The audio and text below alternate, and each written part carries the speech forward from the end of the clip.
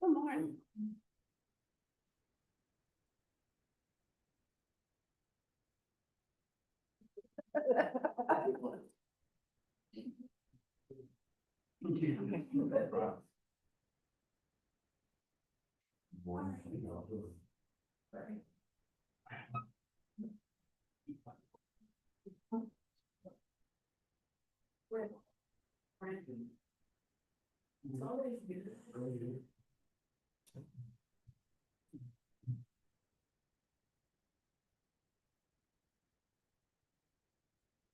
All right, it's 9 o'clock. Let's call the Plymouth County Commission fourth order. This Tuesday, May 26th, 2000. Just break, Commissioner Weir. Commissioner Weaver. Here. Commissioner Wilson. Here. Commissioner Roll. Here. He's joining us in the I pledge allegiance to the flag of the United States of America and to the republic for which it stands, one nation, under God, indivisible, with liberty and justice for all. Honor to the Texas flag. I pledge allegiance to thee, Texas, one state, under God, one and indivisible. Please remain standing for the invocation. Let us have a moment of silence for the loss of Judge Randy Crosby.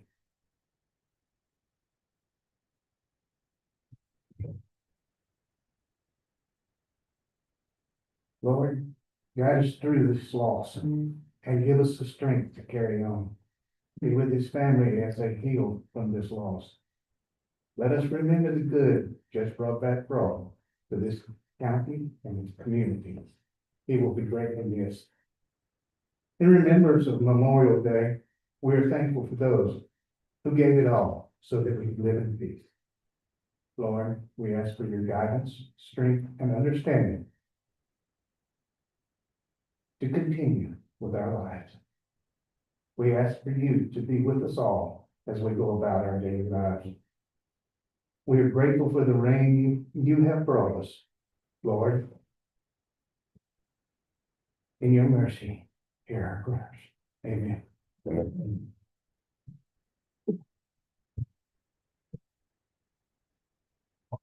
Before going down the agenda, got a couple of quick items of community interest. The first is I noticed and the Northern Blanco County District Attorney. The Thomas is here today. Morning, sir. Good to see you. Given what we have have three other counties to responsibility. It's a pleasure having you here today. Secondly, and this is for the commissioners, but for everyone's ears as well. We are gathering expressions of interest at being appointed to Judge Broadbeck's expired term, which is the Commissioner Court decision, and expect to have those expressions presented to the commissioners by the June the 9th meeting. And at that time, the commissioners will be free to, or the whole court, including us, will be free to either appoint someone or possibly extend it to June the 23rd, if only going to one, depending on how it goes. So, in the meantime, between now and June the 9th, just a couple of weeks, I am still contemplating a very temporary appointment just to get us to the Commissioner's Court, for the court to make a truly in the term appointment. And I might put that in today. All right. I think that was all the announcements that I had. We have one public comment. Mr. Polchek. I don't know if I got that in close. It's perfect. And our court rules ask you to limit your time to 3 minutes. But you're welcome to make a presentation. Thank you, Ron. Hi, good morning, Commissioners. My name is Mark Poljack. I'm here today regarding the Plainville Metalworks presentation and proposed tax increment reinvestment zone or TERS referenced on today's agenda.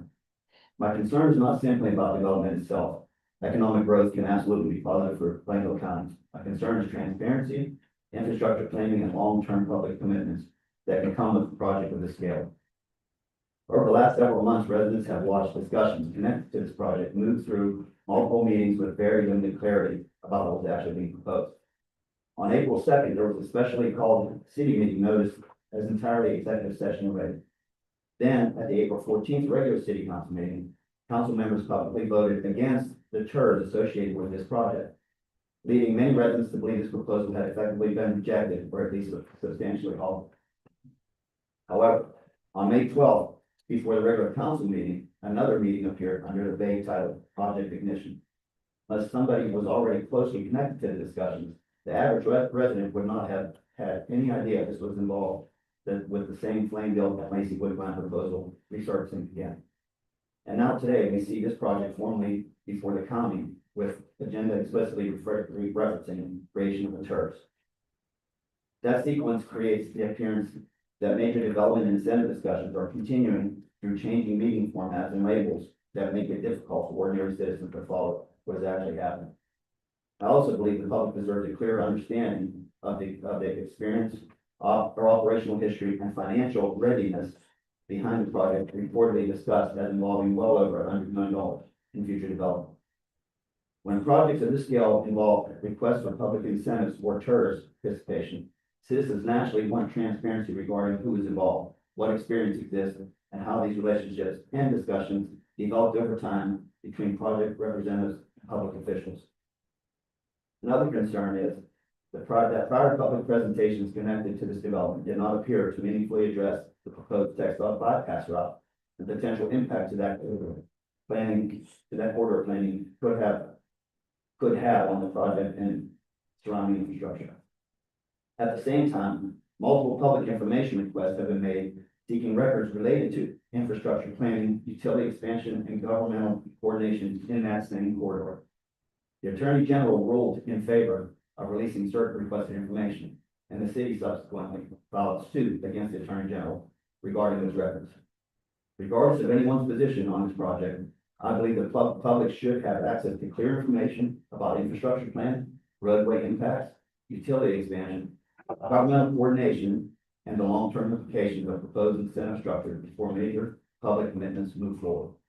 I respectfully ask the court to ensure this process remains transparent moving forward through clear agendas, disclosure of closed agreements and infrastructure commitments, and meaningful public participation before decisions are made.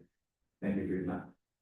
We don't normally engage in any dialogue on public comment, but I do have a question or two for you. Yes. Maybe it's more of a comment. I want to be clear that you and I both understand that, today, this item was it's just on an agenda, to discuss. Actually, to be clear, it's not even to, we might discuss it, but, basically, a commissioner is tired of hearing about that thing and decided to put it on the agenda. I believe, I haven't talked to a single other commissioner, but I believe that, at least the ones in the north probably don't know anything about this any more than I do, so. This is no backroom deal, no, side deal, nothing else. This is just hearing what somebody has to say. Sure. Man, on that. Sure. It wasn't directed to that at all. This project has been coming up to the city, by the way, and I've been speaking about it all the way through, and the issues that I spoke of have been apparent through that process until this point. So when I realized this morning that this hearing was gonna be here, I can speak to it. I appreciate you doing that, and I'm sure the court does as well. I can tell you that eases your mind at all that it's gonna be a pretty good hurdle for the commissioner's court, I think, to jump on a charge. I don't know if you know, but, one was proposed a few years ago, several years ago now, and it's gonna have to take a pretty special opportunity to have. Thank you. Thank you.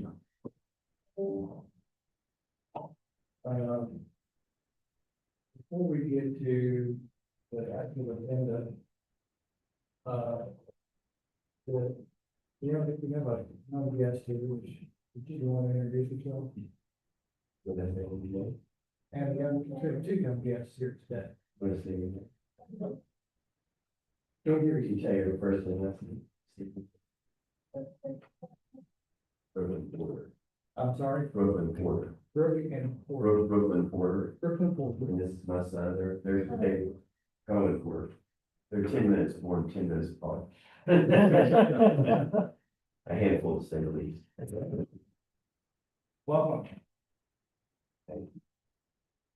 Item one, your County Commissioners is, possible to go over May 12th. I move to dispense with the reading of the minutes and accept them as presented. For a second. Second. Mr. Reed, for discussion. All in favor, say aye. Opposed? Motion carried. On the line. Make a motion to ratify the bills in the amount of $14,113.76 and approve the outstanding bills in the amount of $209,243.73. Is there a second? Second. Mr. Riley, discussion. All in favor, say aye. Opposed? Motion carries. Item 4. Listeners, I have some discussions with Commissioner Weir about this, and I think the two of us feel equally about it, so we'll open it up for discussion here. And as suggested, in a different direction. Apparently, even though the painting cost that was reported to me, that's just sticker shock on my part, and I think, I'm hopeful that you all have done your research and feel like it's probably a fairly normal kind of work, that they're doing. I did realize when, we were talking about it last time, that the ceiling, some of the ceiling in the second floor in those offices, like the grand jury and et cetera, are historic metal with some rusting issues, and it takes some special preparation, and the cost is pretty expensive. So it's just not going to get a roll and slap some paint on the wall. The other part of this, we may indicate these up separately together, back with your choice, but the other part of this is the flooring, and Through discussions, I reached the conclusion that we're probably better off not even buying extra flooring. First of all, I don't know if it's, I don't think this back was available at the last commissioner's court, but the installation cost, which I thought would be less than the actual cost of the flooring, has turned out to be a very high number. It's $170,000+. Right at 174,000. For installation. Mm-hmm. And so, I'm wondering, if we wouldn't be better off, even though there's problems all matching exactly, but we got really close this time, I think. I'm wondering if we would be better off, just going ahead with the contract as it exists today with Stoddard and they replace the flooring that that is already part of the project, and leaving the other form to another day, for purchasing the, materials and ultimately installation. So with that, I'll open it up for anybody's comments or conversation or motions. Well, in the last meeting, we had talked about, taking the time to look into some of these costs and see, ask some other professionals what they think about the cost. So I did that. I had the opportunity. And, it's kind of shocking what paint costs and what labor to paint costs nowadays, especially if you're doing something like the courthouse, where there's a lot of prep work, there's scaffolding involved, a lot of cleanup, and, so once I got to looking into it and seeing what a brand new home costs, around $10 a foot, and on the inside of it, and you can see that, this here starts to look like it makes sense. So, I've kind of come to the conclusion that this is not that bad a price compared to the cost of painting anything now, and to get the materials, and find somebody that can do it professionally. So that's why I feel like, I am in support of the paint, getting that part done. Is this a second part with the flooring, or is this all part of the same thing? If you can do it either way you want, it might be best if you take them separately, maybe for simplicity's sake, and swallow. Okay.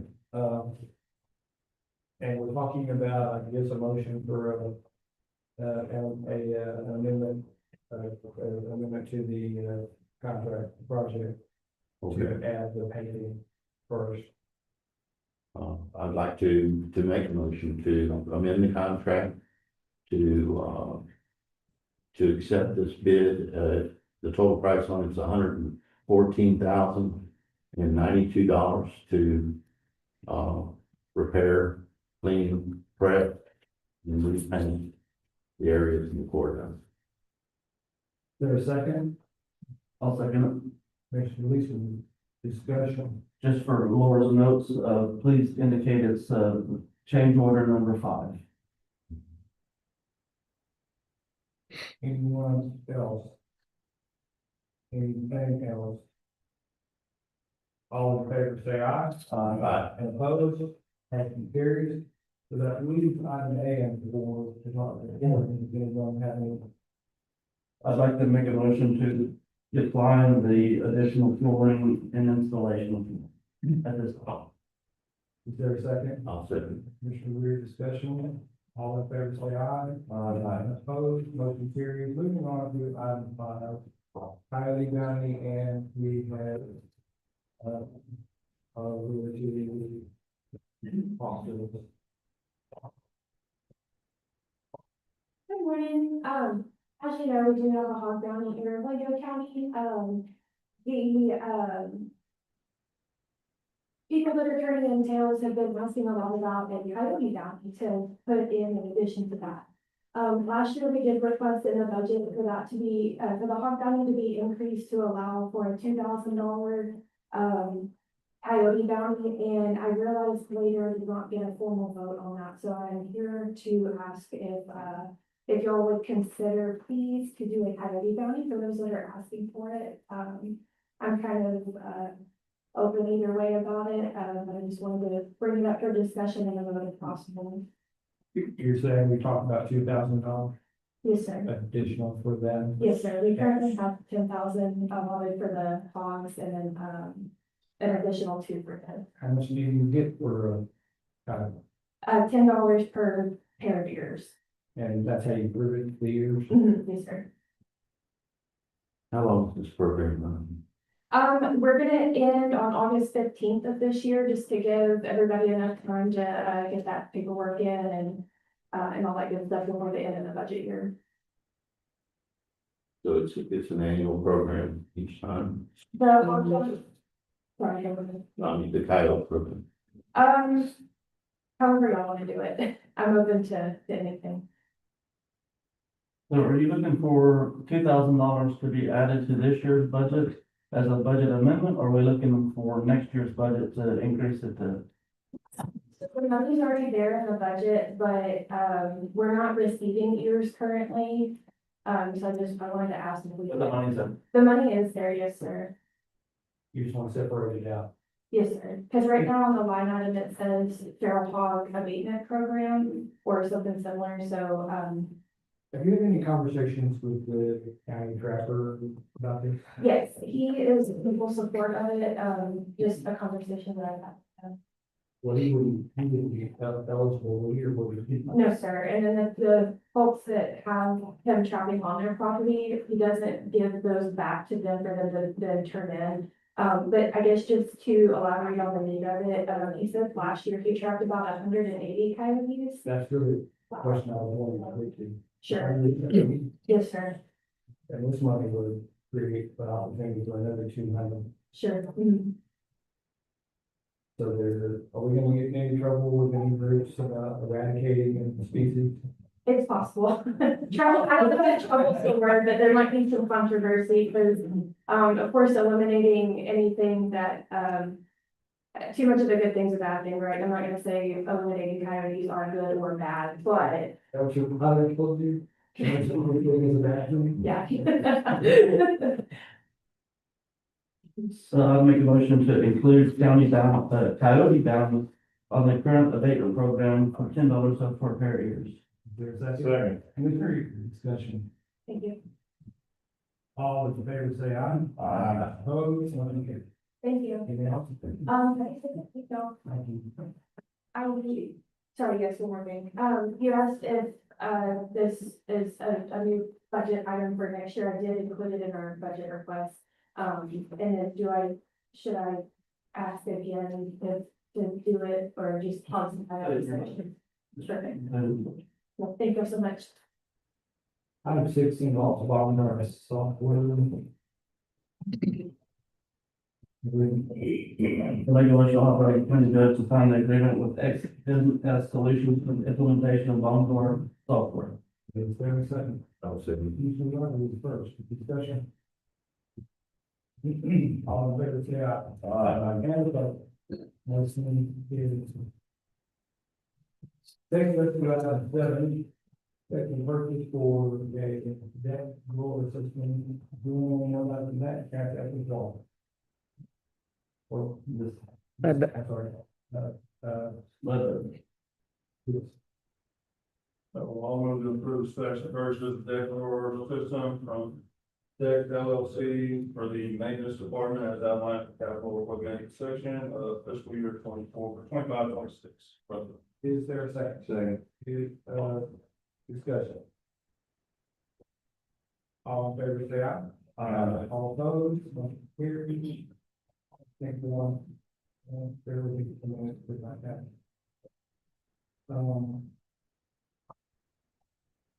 And I got the wrong person. All right, item A.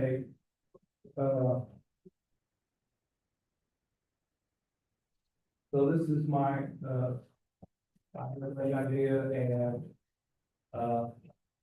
see is that it has grass all over it. And not necessarily thinking we'll want to do this today, but hoping for discussion. I, am proposing a rainwater rebate system for the county.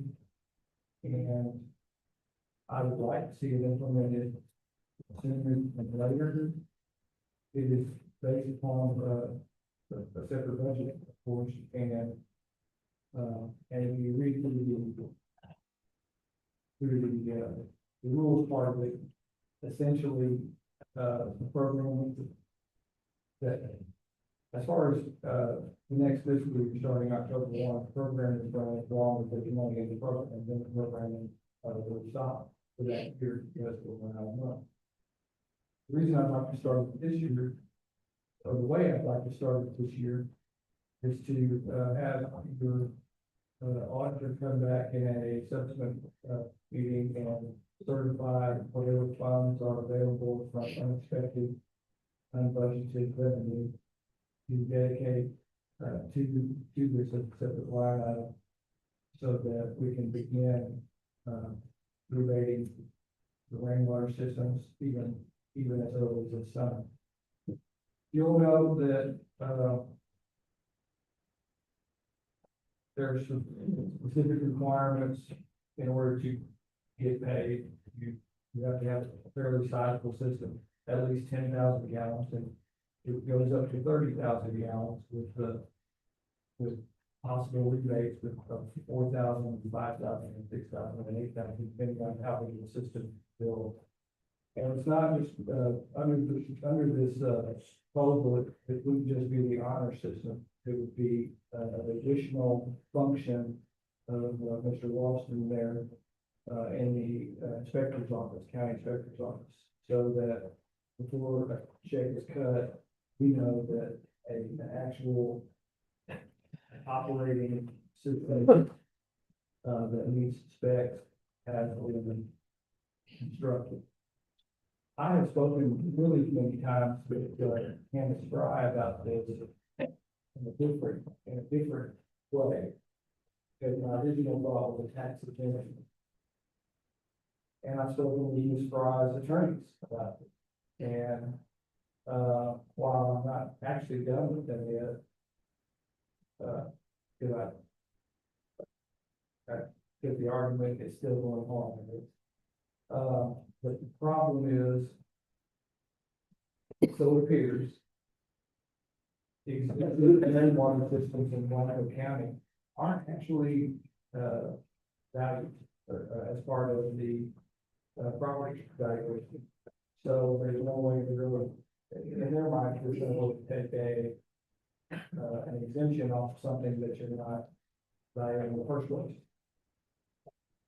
The reason it's such an argument is because the statute uses the phrase "the property" and doesn't define it, and I don't think it's limited to just the rainwater. It could be the entire property, the house, with the entire structure anyway. But that's still an ongoing discussion and debate, and in the meantime, this is, that's sort of the, I guess they're both carrots. We don't have a stick. County, that's the problem. A lot of people think that county government has all of these authorities that they do not have, including telling people that they're gonna have rainwater systems. So, the stick, there's carrot. That's what this proposal is about, is the carrot. To incentivize people to actually build rainwater systems. I was asked over the weekend, what if you have a well and you want to build a rainwater system? I don't have any reason to think you shouldn't be able to do that. You're still conserving the groundwater one way or the other. So, that's where I am, and I guess I'll throw it open to see if anybody has a thought or question or comment. Well, you know me, Judge, I got the question. So my first question, when you talk to the lawyers of the appraisal district, and you talk about,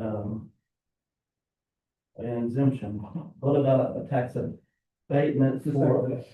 First of all, you can't, abatement is not the right word. Tax abatements are not for this. This would be an exemption. It's different sections of the tax code, and neither one. What will work? The transparent to the property tax bill. Well, I was just trying to do it like I was trying to think of how could we get it for someone paying their property taxes just for the year that they did that installation, that you could get a refund on that year only. Yeah, and that's not how most of, there are other governmental entities that do this, and that's not how they do it, they usually, because that's not an incentive for, it sounds like a lot of money, but it's really not. It's not an incentive for people to go out and put in 30,000 gallon rainwater tank. You have to do it, if you're going to do that, you have to do it for, probably a minimum of 3 years and probably like 6 years. Before you're gonna attract somebody to actually do. And that's why, and like I said, you know, not even if you like to have it, but we're back in. That's why I propose that. This is a one-time thing, Yes. correct? Yes. And if they later on, let's say they put in 10,000 gallons and later on they add another 10, they're ineligible to reapply. If that's not, clear in this, but it could be, I don't think, I can't remember writing that, but, it could be like part of the deal. It should be, I'm with you on that. This is a one-time thing, do it right the first time. What if a person has 5,000 gallons right now and they add an additional 5,000 gallons, would they be qualified for the 10,000 gallons? That was my question, are they ineligible for the But they didn't receive, like, let's say right now I have 7,500 gallons. If I add 2,500 gallons, am I eligible for a $4,000 check? I'm, not gonna answer on the cuff here, but my answer would be, why not? Because the idea of this is to get you to increase your use of rainwater. And if you're willing to make the expense of increasing your size, volume, as well as making sure you've got whatever other equipment necessary that you have to fully operate a water system. Then, yeah, I'll do it. When it says qualified, I know this is a draft, but when it says qualified installer, define what a qualified installer is. Is it a TCEQ license or, I mean, not a TCEQ, is it a license? Yeah. In your opinion? So, obviously with my background in water wells, that's why I'm kind of getting pulled into this. As far as I am aware, currently TCEQ does not have any licensing requirements or regulation requirements on rainwater collections. So there are several companies that go out and do it. There are a lot of people who do it on their own. There is no, as like with a water well, you have to be a licensed installer or you have to do it for yourself. Whereas with rainwater, me and Charles could go set up your rainwater collection system and there's no one who can tell us that that's illegal. So you wouldn't have to have like a plumber's contractor license in order to. No. Do you have anything in mind that, I mean, probably know that your office has some sort of criteria for the qualification for that one? It's all. For an installer? I feel like I would be, Well, if I'm using too specific of a word, if that's causing you, hey, then that's broad, because I'm talking about somebody that put in a rainwater system. we could come up with a set of criteria that would designate a qualified rainwater system. I don't feel like the county has the authority to state that this person can install it, but that person can't. And that's the intent of this, so it says qualified installer, of course, we take out the qualified, but still a qualified installation is the important part, that's the part that that's why I specifically want to make sure that we're here today, because I expect, I propose that your office would oversee this project, and,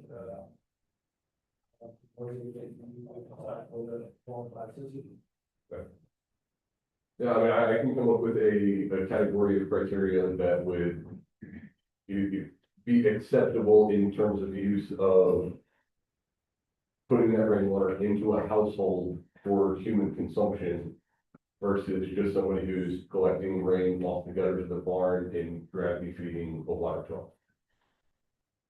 The reason I question this is in the electrical world, either you're a licensed electrician or you're the homeowner and you can do your own stuff within your own home. Right. But you can't come to my house and try to do electrical work. Right. So, And you did sort of, And unfortunately, right now, as far as I'm aware, there are no regulations like that on rainwater collection. what about irrigation? Like, doesn't, someone that installs, irrigation, sprinkler systems, aren't they licensed? Yes. So like a company, and let's just use the one in Round Mountain. Are they licensed, do you know? I do not know off the top of my head if they have a license of some sort or another. But I have looked into it. When I had my business, I had several customers asking me about setting up rainwater collections and this, that, and the other. And I've looked into it as if, and to see if I needed to get additional licensing. And there was nothing at that point in time regulated by TCEQ. So what's the process here whenever someone builds one and you don't know anything about it, and they build a 10,000-gallon system? there is no process right now. Well, will they? I mean, I'm trying to figure this out. What's your vision of Do the they process? come to you, do they come to you, fill out the proper paperwork, then that's recorded? I would envision it being similar to the septic systems of, they come in with their design. I look over to make sure that it qualifies for the rebate or exemption or whatever we're calling it. And then once it's completed, I would go and look at it and sign off for them to get that check. And then when they get the check, then for transparency, say, these documents are, They'll all be they'll recorded be recorded. with Ms. Wallace's office, just like the septic systems are. Okay, good. So Commissioner Leeson has a problem with the phrase qualified installer under the eligible requirements, but that, is the, just completeness sake, it does say, it doesn't say installed by a licensed contractor or qualified as installed. There are ways to, besides this, to fix that, not to mention the previous bullet which says it must comply with plumbing and building codes. Yes. So that means that you'd have to be a plumbing inspector? Would you have to get another license to inspect that? And here's my question, do you need a backflow, if you have a well and a rainwater, do you need a backflow preventer in that scenario, so you never there's never an instance where that rainwater can go down in the well? Currently, no. By law or by your thought? Again, there's no TCEQ regulations on rainwater collection at this time. So by law, no, people don't have to have one or the other. Most people who have both, Not a Have been- it's an actual valve. yeah, they're actual valves in their air gap. So you open this valve and run it from the storage Can I tank. make a mistake in that scenario? Can I leave two valves open and I'll put water in them? That's you never. No. I've been plenty of them all the time. Typically not, because they run the rainwater into a storage tank and then they have their well going into a storage tank. And you can't go from the storage tank backwards. I mean, I'm thinking as an electrician, right? So I'm thinking of a generator and I cannot put power back on that electrical pole, Right. right? So I'm looking for some fail safe, our groundwater district's not gonna host it, Right. We got Tom, Dick and Harry out here putting in rainwater systems. Right. Typically, the way rainwater systems are set up is that the rainwater goes into a storage tank. And then there is a designated pump for that tank to go into the house. And then in that situation, most people have a storage tank from their well that then feeds into the same pump. So it's close the rainwater tank, open the well tank, and it still feeds the house. With the storage tanks, it prevents the water from going back down the well because it will not go. It physically won't, it will overflow on the top of the storage tank before it goes down the well. We're not trying to regulate how they build the well, how they're building the system, we're just trying to Right. decide whether they qualify for this. And in the qualifications for that, there will be some sort of, it has to be But I think we have to Protect. regulate it to an extent, so we're not anticipating or giving people money and doing the wrong system too. Right, right. No, and that would be one of the requirements in the design process is that there is a protection gap of some sort, whether it's a backflow preventer or going through the storage tanks or something to prevent it from going back down. When you look at it, whenever somebody turns in a septic drawing to you, and is that drawing, is it sealed, is it stamped, engineered? Sometimes, depending on the type of system it is, it has to be designed by an engineer or registered sanitarian. Sometimes it can be designed by the installer, depending on what type of system.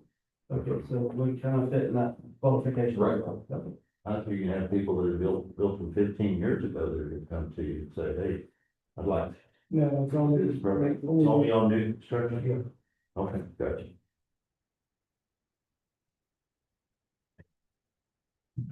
Any other question? there's, the numbers are, you know a little bit about rainwater systems and, $4,000 isn't gonna pay for a rainwater system, it's just gonna incentivize somebody to do 10,000 gallons. That may offset the cost of the tank. And, $8,000 for a 30,000 gallon system isn't gonna pay for the system, it's just gonna incentivize something. Right, right. And that may cover some of the cost of it on a 30,000 gallon tank. That I don't think that would even cover the cost of the actual tank itself. Do you have an Okay. opinion of whether or not, I'm kind of asking you what you asked, one, you're a professional at, and two, just as a Blanco County resident, an opinion of whether or not these numbers will in fact encourage people to do this. Off the top of my head, I think it's a good idea. I think I would need to go and crunch the numbers on what does it actually cost to put in a rainwater collection versus what the rebate is and figure out if it would be or not, for me personally. And that's, and I didn't say that when we started this discussion, but I meant, or I thought in my head a number of times over the weekend. I don't know how many people are in this room, but every single person has a different number in mind, including the board up here on the side.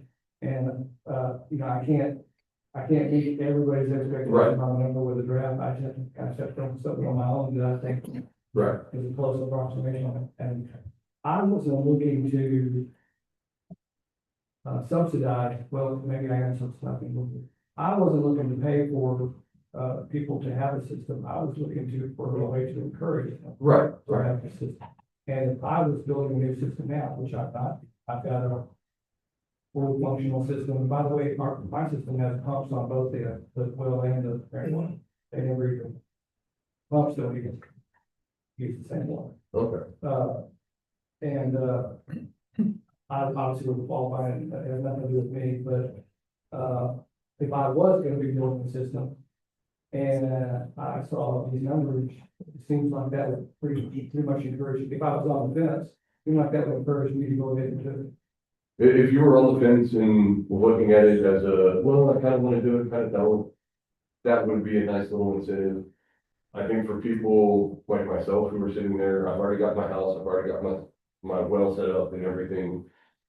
$4,000 doesn't offset that much of the cost. I'm not gonna do it.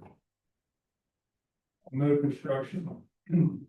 Or if you're looking to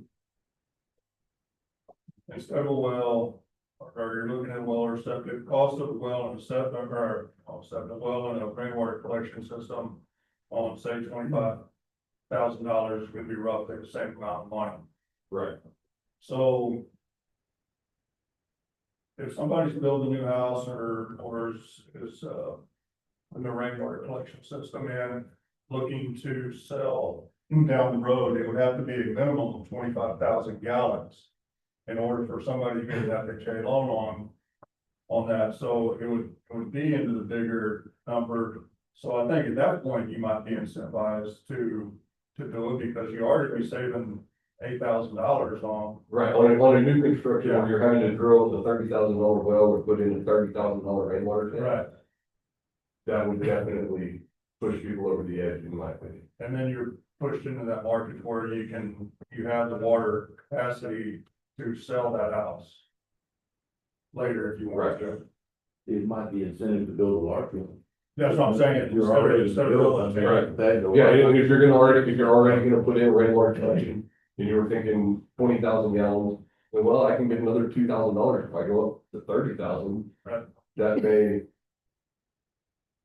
offset that cost a little bit, or enough to justify it to people. So this is fresh and, new.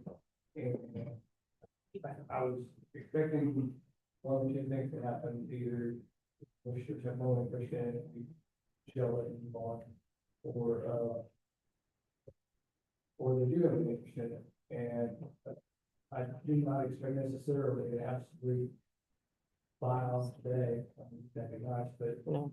Maybe not. So, if they, in fact, are interested in it, how fast can you come back to the court with, your modifications or suggestions, edits to have something to vote on? And I'm asking about June after June 23rd. Probably June the 9th, but definitely by the 23rd. But then we'll just have to see if there's interest. I would say that there's interest and I'd like to see it. Yes. So, I heard 3 yeses and probably let it ride, so. So we're gonna continue working on this and bring it back in again. Yes, sir. You guys do, are y'all doing any public comments at all? Did I have this before this? I don't believe the public comment, on agenda items comes beforehand, Okay. but, because we were engaged in this discussion last time with you and your subdivision, and you got pretty excited about rainwater incentives. I am open, and frankly, you discouraged me because you said it's gonna be a requirement for everybody in your subdivision to have a rainwater system. And I'm thinking in my head, okay, I'm about to ask them to give everybody in your subdivision between $4,000 and $8,000. And that's gonna eat a whole lot of the fund that I'm proposing to create. So, but on the other hand, it says, well, water's water, and where you save it, where you save it. So I got past that, but it was a good result. You told me that your entire subdivision is gonna be out there in the water. But that's a long way to saying, if you have something you'd like to say for a minute, we will. Levi, I'd like to, yeah, thank you. My name is Gary Porter, and thank you guys for listening. I actually was engaged with one of the state reps that was talking about doing this legislative perspective, and giving you guys the authority to reduce the property taxes, which I understand there's that challenge because you're not actually determining what the assessment is with rainwater collection, also had to be deducted. But separate and apart from myself working on this, we're mandating it because it's the right thing to do. So without this, quite frankly, we're gonna do it, really care about the groundwater, just somebody as a citizen, you know, really realizing that one of the most significant things that we're up against right here is making decisions to try to incentivize this. So I'm here in support of it.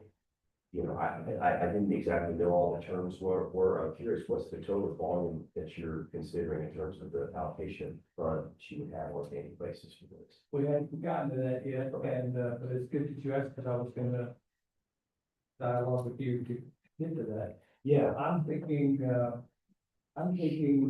the court on maybe a sort of, well, I don't know, but, I'm sort of looking at about $100 okay, yeah, per year, yeah, wonderful. and that's $500,000.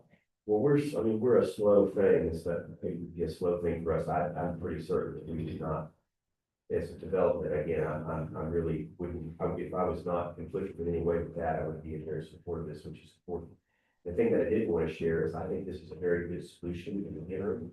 I really do think that if you guys could work, you know, continue to try to push on the appraisal district, that's probably the most natural way to do it, because you're exactly right. What we need to be able to do, separate and apart from what we're doing, is create a real incentive for folks, not just that are on this, but really encourage people to start installing these types of systems. It just makes a lot of sense. I think it's probably the number one thing would be to protect groundwater. And the only other thing you might consider is maybe saying that you require you do any kind of landscaping with the rainwater collection.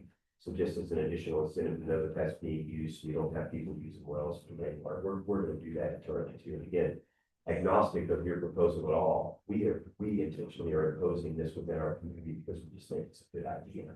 We respect the groundwater table and we want to know that our neighbors know that we're being responsible for it.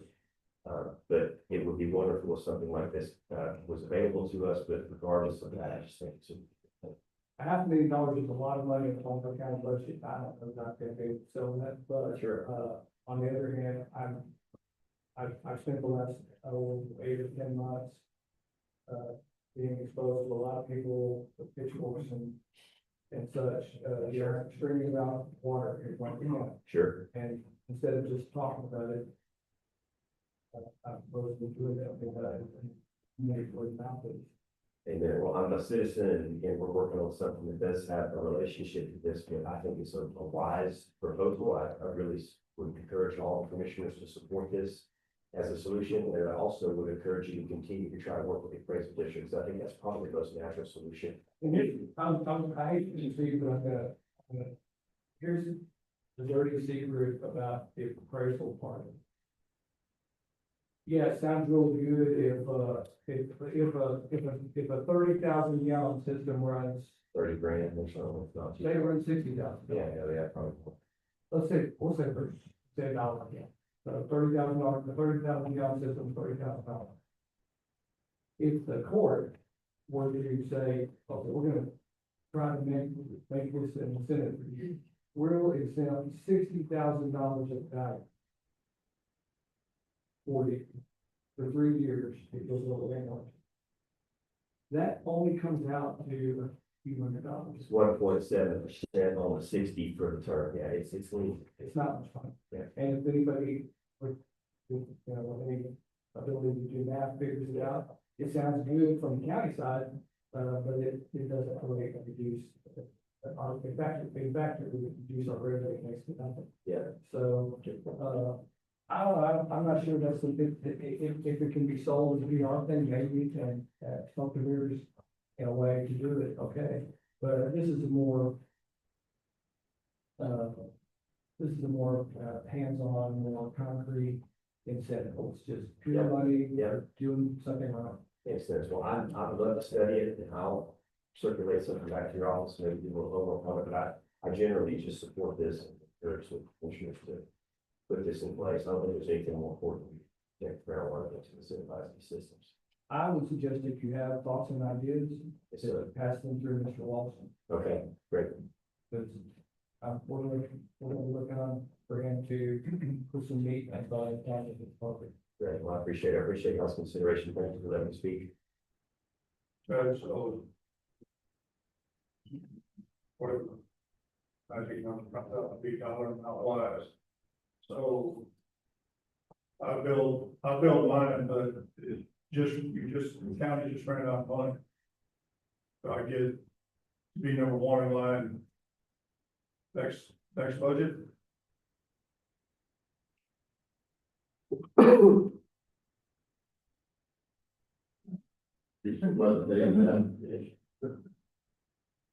And just because Chris here got his done right under the wire, and I'm next time mine, It's driving me crazy.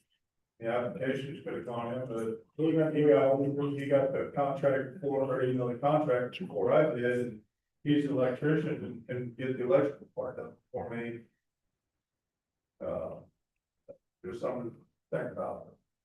I guess that's throwing that tie also over there, that's something else to think about. Let's say we do that, do it the way you're thinking, we might all have to do it. And let's say the program is successful and we run out of money in March.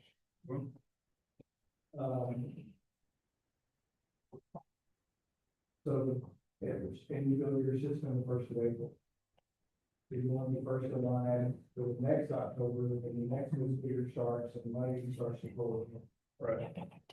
In the meantime, if if there were that many systems being built that ran out in March, that means there's gonna be that, probably that many systems built where this county's growing, right, between April and October. And I would hate to see a big backlog. Right. Something to think about, we got a couple of weeks to a month to think about it. On the other, but you look at it twice, because on the other hand, if you'll go ahead and build your system in April, from the benefit, and the next 100 people build theirs system in the next 6 months, that's that much water you save in the next 6 months. Right. Which is a good thing. Or I just don't look it up until October. Unless you know that August, it don't rain.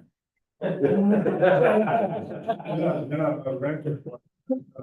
Big tanks out there. Good, can I say, mention that our, the appraisal district is mindful of rainwater collection. Oh, I've said it again. They are mindful of collection.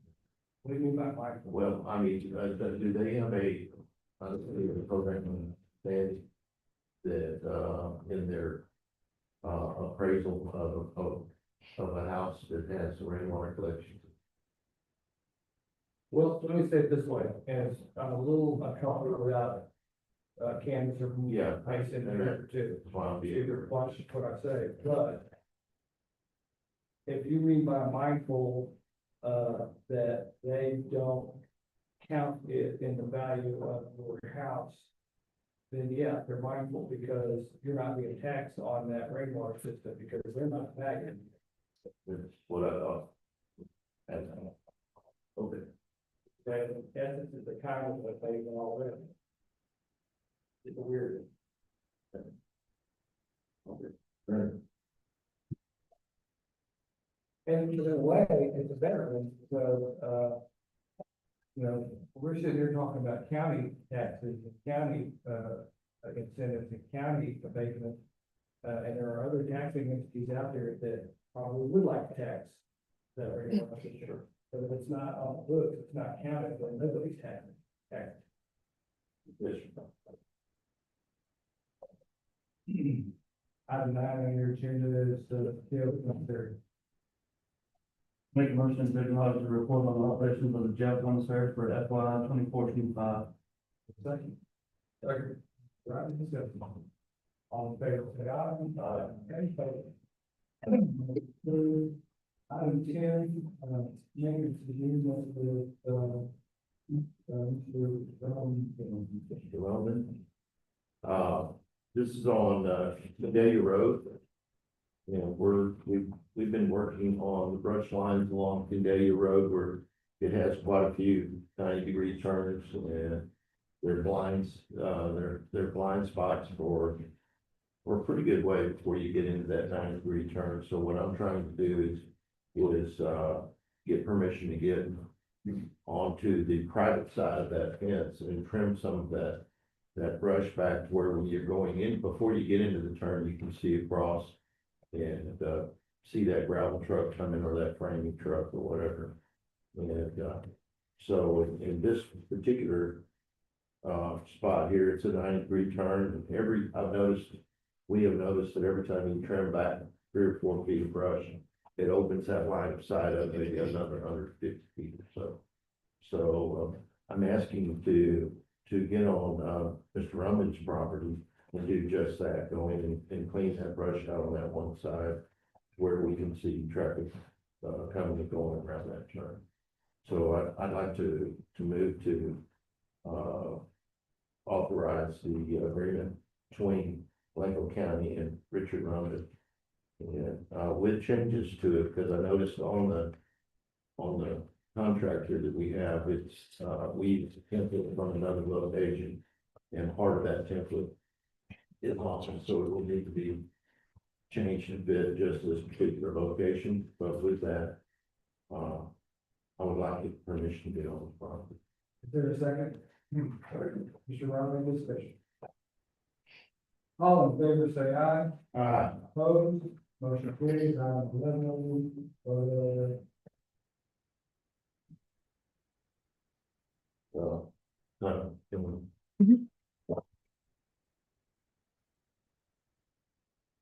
All right. Here. And, I've been waiting, we have two, Oh, so those are mine. New Holland tractors between precinct 1 and I thought 4. they were mine. That we've been using for about 3 years or so.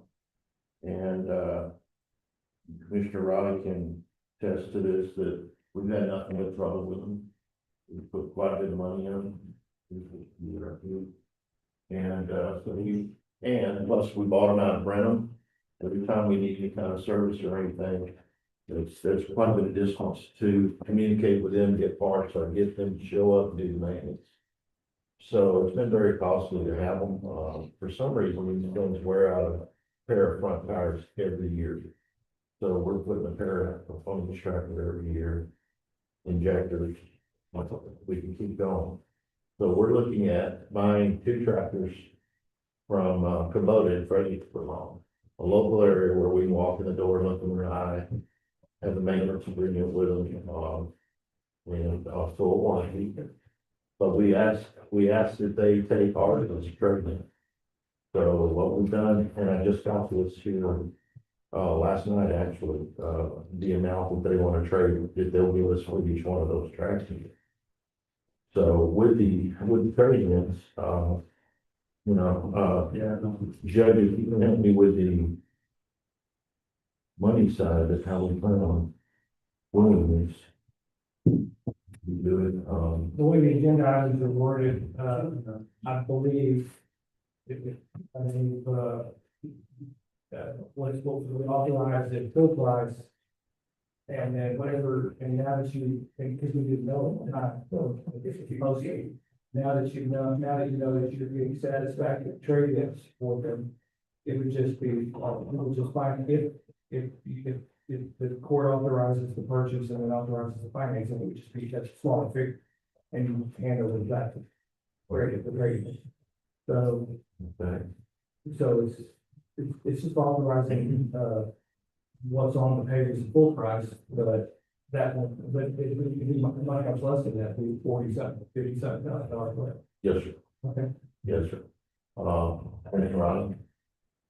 Yeah, I mean, you summed everything up, the injectors have been replaced. That was $15,000, bought a set of tires, or each tractor got a set of tires last year, and because of the way they're towed in, we gotta buy a set of tires for them every year. That's, $800. We're pushing 20 grand in 1 year on repairs on these tractors, and we have no idea if they're not gonna cause the same problem again. The motor comes with a service that comes through your yard. Like Tommy said, if we wanted to haul these things off to Brenham, we could, but man, gas sign, everything like that. These tractors are like if you went to a Chevy dealership with a lot of them. They're not good tractors. New Holland is not doing well. And so Both of these tractors came out of Brenham, Yes. a dealership there in Brenham, and you're proposing replacing them with tractors from where?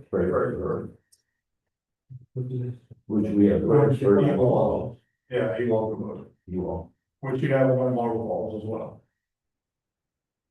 And like I said, they got the service truck. Both of these tractors that we're wanting to trade in, both shredders on, you can no longer get parts for them. So if you look at the price of these tractors there, including shredders that come from Kubota, so that we can buy our parts right here locally, keep them maintained, and not have to worry about, a brand that's going away. So with that, I'd like to make a motion to approve the specs and purchase the two Kubota utility cab tractors with attachments for precincts 1 and 4. Final price is contingent upon trade and offer of current units not to exceed $114,940.36. Is there a second? Second. Commissioner Riley, any discussion?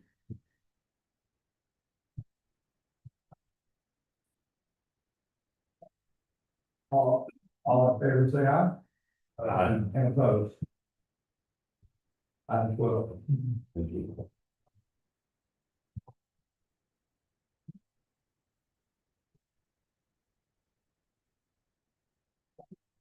Full tractor is on the financial, so I'm looking to you. Okay, good. All right, okay. I'd like to make a motion to authorize the county judge to sign a resolution regarding a financing agreement with the government capital for the purchase of acquiring two Kubota utility cab tractors with attachments for precincts 1 and 4. Is there a second? Second. Mr. Riley, discussion. Are you gonna, you wanna say something? Are you gonna set it up where the payment's gonna be in the new budget year? Is that your plan? Yes, ma'am. Okay. And if my rough math is, say 21 and 20, no, 24 and 27. One of the trades was 24.5 and the other one was 27.5. I can't do that math, no, that 50, 4 or 5,000 maybe. So 4 or 5,000 from the 114, which means, let's call it $65,000 financed over 2 years. So yeah, the first payment in the following year is 30,000. Okay, I just wanted to make sure that's where you were going. Yes, ma'am. Further discussion? All in favor, say aye. Opposed, motion carries. Item 13, Frontier Communications. Frontier Communications is, putting in some underground cable and, they need authorization. I haven't received a, formal permit for them, but, I would like to authorize Frontier Communications to install fiber cable along Miller Creek Road to include boring under said roadways, pending county attorney's approval and the, permit turned in. Is there a second? No. Commissioner Reed. Discussion. So when the pipeline came through in South Platte County, we leveraged the crossing of county road to get the community investment. And when I first saw this on the agenda, I was wondering about that process. However, the pipeline is taking gas from, out there in West Texas down to the port. And it's really not providing any gas for anybody involved in the county that I know of, right off anyway. But this project that your motion is about is gonna actually provide people along Miller Creek with better internet. And that's why we're open to, it's just, it's authorizing you to do it. It's the same as what we did over on, Rocky Road. So this, Turned out, so good. this here is allowing the residents that live along that road, access to fiber. It's not only going from the water tower to the cell tower and providing fiber to that cell That tower. was my understanding of it. There is a permit fee involved, right? Yes, it's a permit fee involved. Yeah, but it's just not Small. It's not, Yeah. anything else. All in favor, say aye. Aye. All opposed, motion carries. We have an executive session scheduled, next, however, I'm gonna ask. For item 17, which is a discussion about investments on possible terms. Who, can I get a show of hands of who all is here on this item? 1, 2, 3, 4, 7, 8, 9. commissioners, I would. It's your choice if you want, I'm okay with moving item 17 up and getting it out of the way so people can.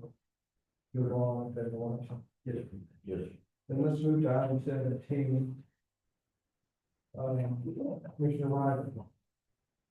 So I'm gonna introduce, Lacey and her team to this Plain Build.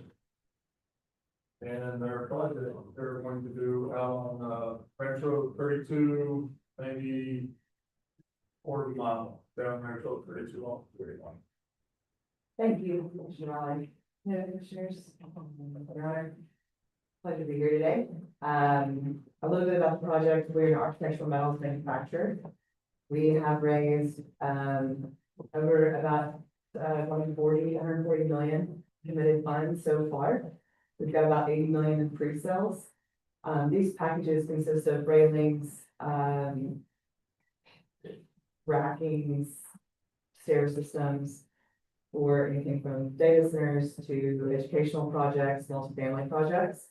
We're looking at 260 acres. We've gotten consultations with civil traffic studies we're working on, as well as EP. We've gotten input from other city planning institutions about if this would work in this particular location. Everything has come back very favorable. With that being said, I'd like to introduce my developer with Trammell Crow, Ryan Brook, as well as my tax advisor with Ryan Tax International, Michael Hayden. Thank you for hearing us out this morning. I'm Brian Brook with Trammell Crow Company. I'm Austin, Texas. Working with Lacey Michael on the development here. I know we don't have anything on the screen here, so I'll try to keep this short. You want to move them? No, sir. So We can put them up there. I've got a bunker out, but I was told that or. While he's working on that, Lacey mentioned what this. So, just a minute. So in the meantime, we have what appears to be a whole PowerPoint. That's a larger deck for the company. This one's more just so they can like sell the products. And actually has a schematic of like an initial outline of what the site could look like. So what we'd like to do is introduce ourselves, introduce the project a little bit, and then open up for discussion. Ultimately, big tours would mean the world to this project. And I know we've touched on that before. I'll note for my purposes as a developer, we're usually have many more answers before we get to this point in the process. But in an effort to engage early with the community and understand the kind of community's needs and desires, this is exceptionally early and open book to be in front of folks. So we may not have all the answers to your questions, but are working through it. So like Lacey mentioned, the project is a manufacturing facility, looking at about 260 acres at the corner of just.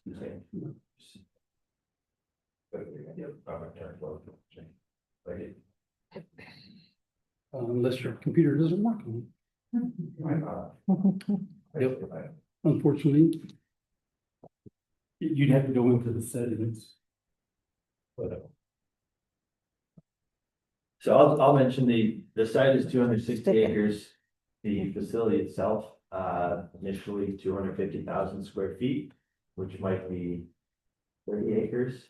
It could grow beyond that, but in no cases would it be more than 75 acres of 260 acre site. Sorry. 260 something thousand for the week. Yes, sir. That's on fire. With the impervious cover and parking and access, the whole development. Yeah, I understand, you're right. So looking at the site planning, there's very low coverage, there's a large site. I understand it's a really important property for the community. And there's other things to consider on the site, such as public green space, parks. There's an interest in housing, there's opportunity for that, but we are focused on, sharing the project, the nature of the project, what the building may or may not look like, how visible it is, where the access is. And again, these are things that we don't have all the answers to yet, but are working towards securing the capital of the land and an openness from the county and the city, of Blackville for tourist conversations. The fact that that's not working, you guys don't want to move on. Yeah. We're fine.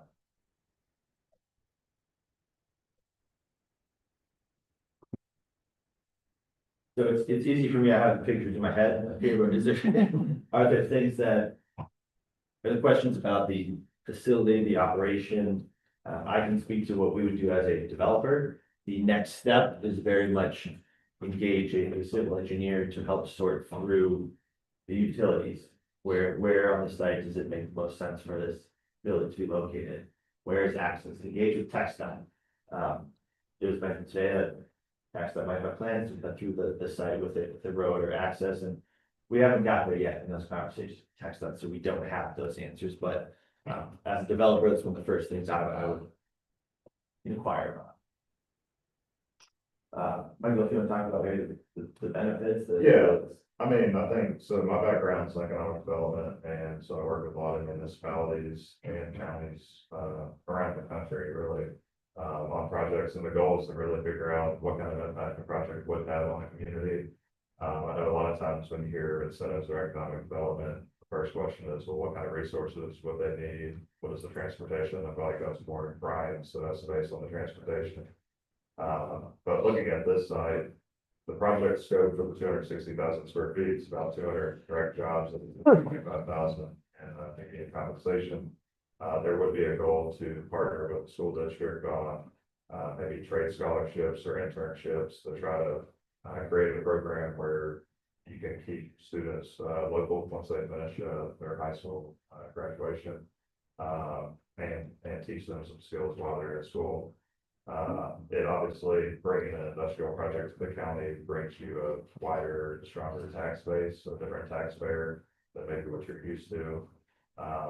The utility infrastructure, there's a lot about this project that's interesting because the question that a lot of people have is the water. We've been speaking with a civil engineer that used to work with the city in Central Texas about rainwater, and that's the most interesting, Judge, the topic that you had earlier about the rainwater retention.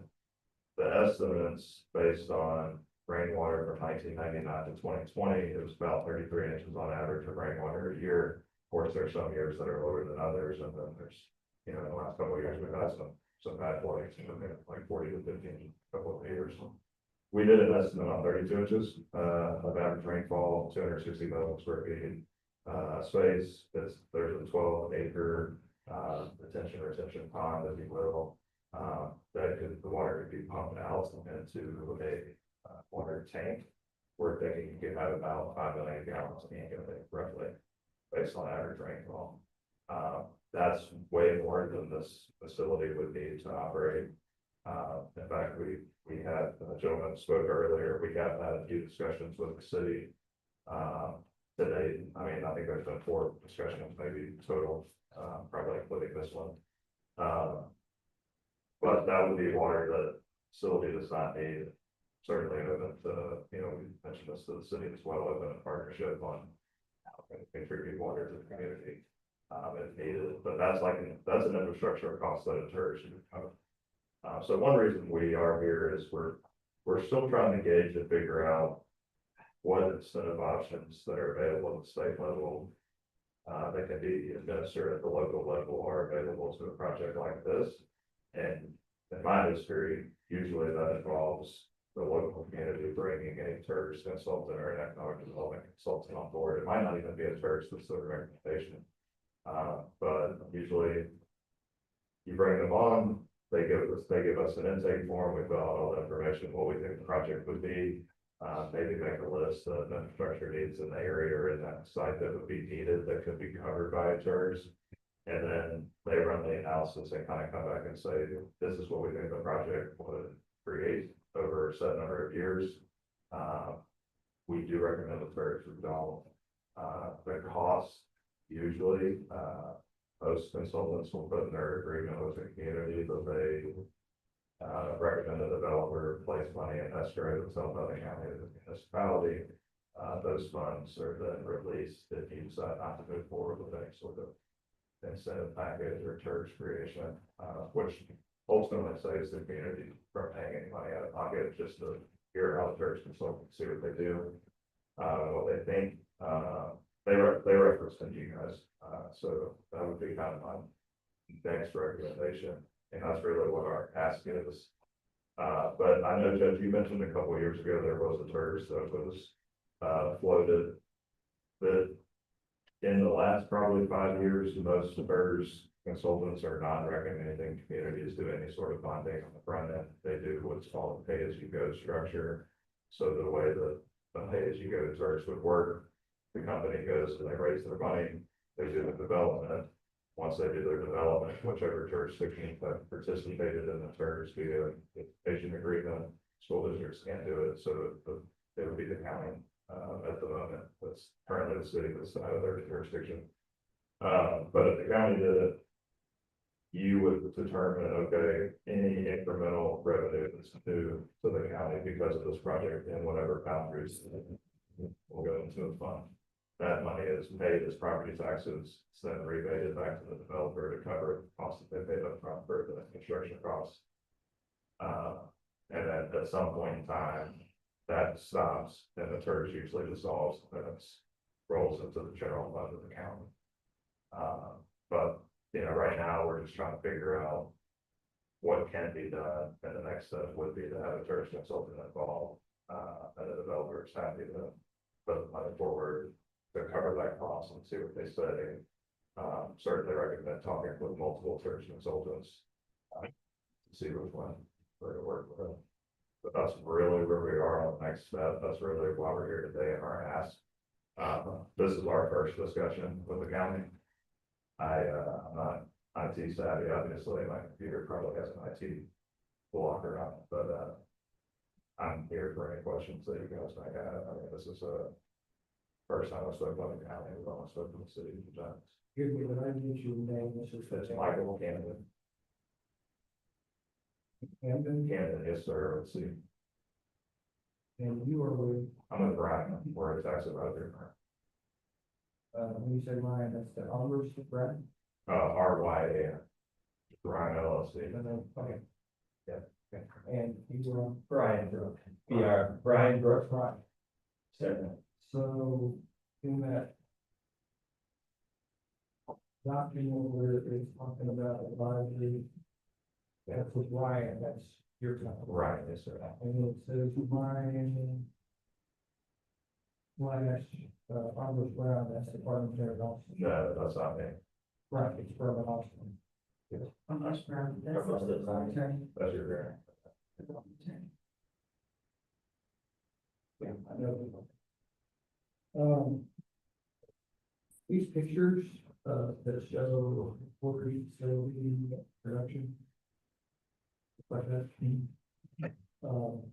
Where is that? Those are design boards They don't. that our architects are currently using for inspiration and layouts, but that's just to get a general idea. They don't, it's not a place, it doesn't exist. Correct. We should have our first elevations in the next 2 or 3 weeks. And in all these pages, there's a lot of numbers. What's the investment that you're thinking, It's 140 million 140 million, for the 260,000 square feet and to fit it out for equipment. that you're thinking would be added to the tax base? Correct. That's the investment amount. The actual, at the end of the day, the freight closer, the value might be a little less than that, but over.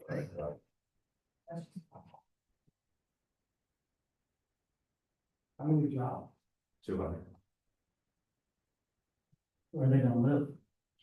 Well, we're gonna pull some from the 2 MSAs that are the closest. It's not really a far drive. We'd like to hire as many locally as possible. So just, so I know, we know, probably everybody's heard of, but I'm just gonna say on that. A metropolitan statistical area. And, You mean San Antonio off, Sure. can get people from San Antonio off. Well, get as many here as we can that are qualified to do it. But I know that affordable housing is a big issue, or workforce housing in the county in general. One thing that's interesting about a church, and that's where a church consultant can help, is you can use some of the church dollars to cover affordable housing construction.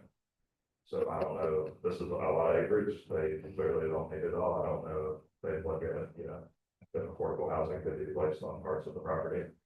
But there's a lot that has to be looked at. What is it that the county gets by taking $100 actually off the roll that you get the money? Well, you can give a portion of it, you could agree to a portion of it. You gotta, the water, so I don't know if that's a focus of the county, I know that's more of a city focus usually. What's the portion, 50/50, 80/20, what? I don't know, I mean, that's why we want to run the numbers and figure that out. Okay, so I'll ask the question again. Yeah. Let's say it's 50/50. What is the benefit to the county of giving 50% of the tax money, tax revenue for that tax base? If you get 50%, Yes.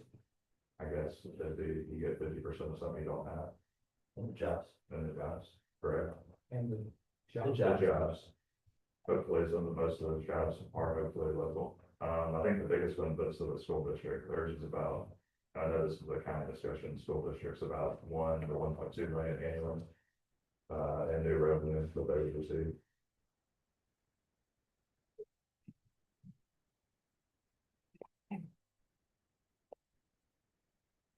And then the local sales tax fees, I wasn't saying the county's, the majority of the sales of, or products that this operation would sell are taxable. So there is an estimate of about probably 500 to 700,000 annually in sales tax. By year, I'd say 3 to 4. Once they're fully operational and have their pipeline underneath them. As I was going through your slides and trying to listen at the same time, the red across, that is slide, and you've got the products. And then,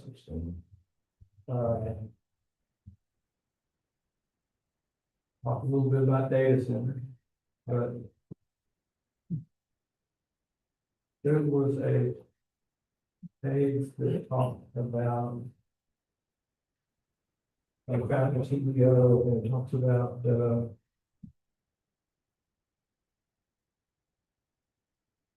as I read through all of it, I guess I thought, and especially with all the photos, I was thinking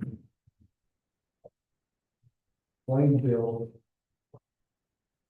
is already an established company doing the things you want to do in Blanco County and somewhere else in the country. That's not so, That's not something, and this is a startup. it's a startup of this scale, yes.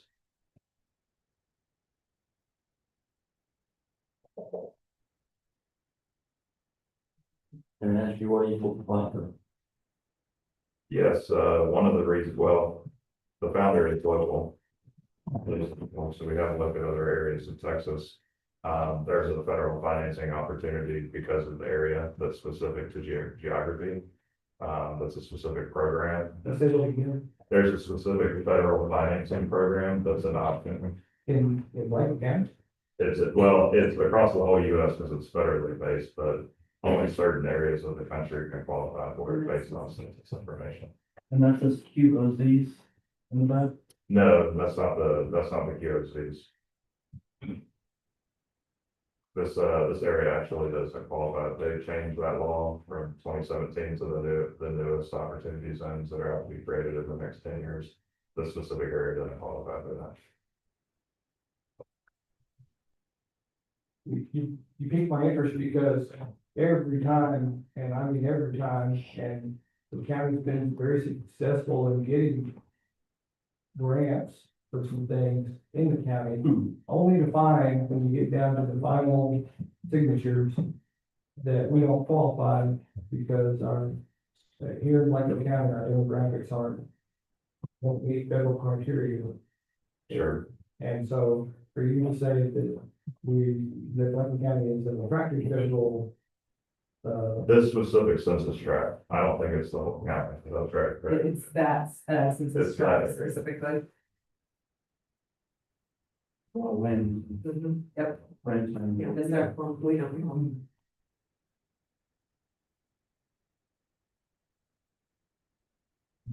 And we have, term sheet from the lender already that's secured. so in an industrial plant like this, what is this gonna do to my local fire department, EMS, first responders trying to, what is my hazard? Yeah, you want to speak to that?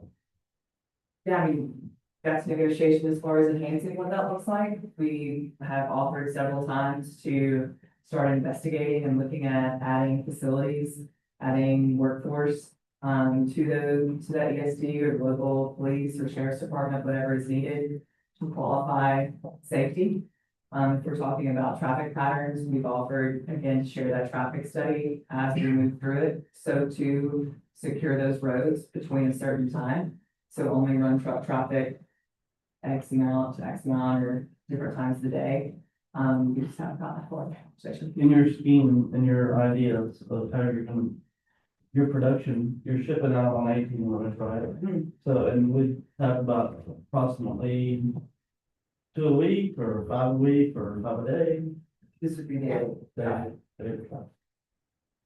And there was mention at the beginning by the gentleman that had comments about TxDOT. I mean, that's a discussion that still has to be had. Right. To understand how that would fit in there. But your primary route, though, here's a bigger problem in this scenario, as the judge calls it 281, I think, the west I-35. I-35. So when you come out of off 32 and you get on 281 and you head north to the data centers that are being built in North Texas, now you're pushing all that traffic through here, and we fight daily on red, the details to sheriff. So that's a concern. That's a concern. Sure. And, what do you do in our world? Yeah, the other options would be just to go further south or. North, so it's coming through the county. But if you're looking at the TERS to work on infrastructure and, I know it's typically designed for that specific area, but if I'm looking for a turn lane from one end of the county to the other end of the county, then that'd be something that would be considered as, I'm looking at the infrastructure for everybody else, not just that area. That's really where that consultant. They usually come in and say, well, what are the needs and the short term expectations that are from a planning purpose would be needed for the community? And then how do we incorporate that into the TERS and draw the boundary of the TERS? Because the TERS doesn't just have to be this 200 acres, but they could in the county where it's rated. They could be a larger, you could run it along the highway. So I could run turn lanes 281, 290. I believe you could expand. Countywide. That's kind of how Frisco, really blew up, was they created a surge up and down the main highway. And just captured all the retail that went in there, and I helped build. so you think they want to be Frisco? I was saying, it's gonna be Frisco, I'm just saying, and I think it, from the interstate. Which is, so a minute ago, you said that like further south, are you open to sharing where else you're looking? Not the, we're Okay, so. currently negotiating, but So if we were competing, we don't get to know who our competitors. you absolutely can, as soon as we get the deal terms, that's the one thing we're waiting on. Well, I mean, I'm assuming when you say further south, you're gonna be on the other side of San Antonio, right?